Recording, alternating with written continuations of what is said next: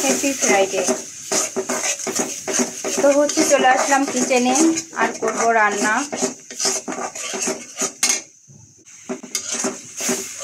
প্রথমে মশলাগুলো কষিয়ে নিচ্ছি।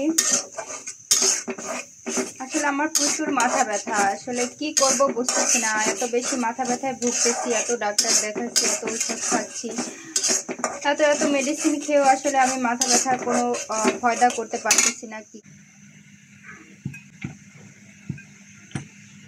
তো মাথা ব্যথার সমস্যাটা মনে হয় আর কিছুই ছাড়বে না আমার।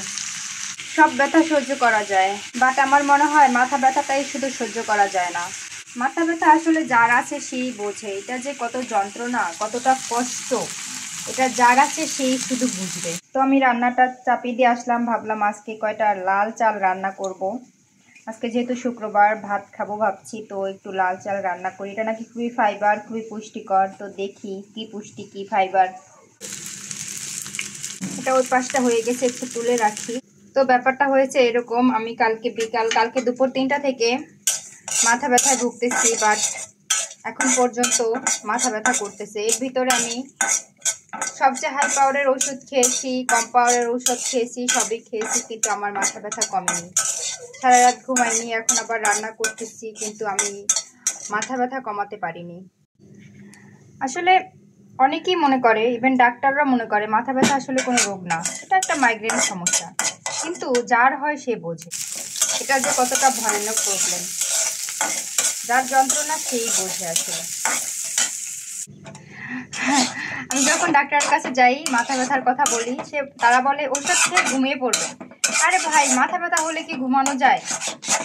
মাথা ব্যথা করলে মানুষ কিভাবে ঘুমায়? আমি তো ঘুমাতে পারি না, সেটা তাদেরকে কে বুঝাবে?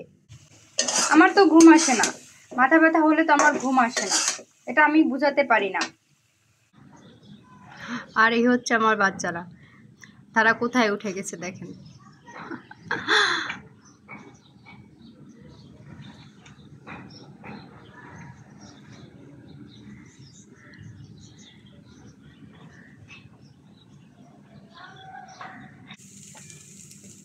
তো রান্নাটা দ্রুত শেষ করার ট্রাই করতেছি।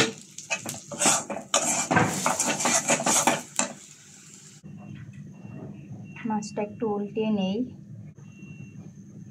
ভাবতেছি দ্রুত কাজ শেষ করব, রান্না শেষ করব, দেন একটু শাওয়ার নিয়ে দেখি ঘুমানোর ট্রাই করতে পারি কিনা। প্রচুর মাথা ব্যথা আমার। তো মাশাআল্লাহ, আমি আমার লাল চালতে ভাতটা বসিয়ে দিলাম। আমি খুবই এক্সাইটেড, ফার্স্ট টাইম রান্না করতেছি। আর এদিকে আমার দেশি মুরগি ভুনাটা প্রায় হয়ে আসতেছে, তো আমি ওয়েট করব এটা কমপ্লিট হয়ে আসার জন্য। তো থ্যাংক ইউ সো মাচ, আল্লাহ হাফেজ and take care, bye by.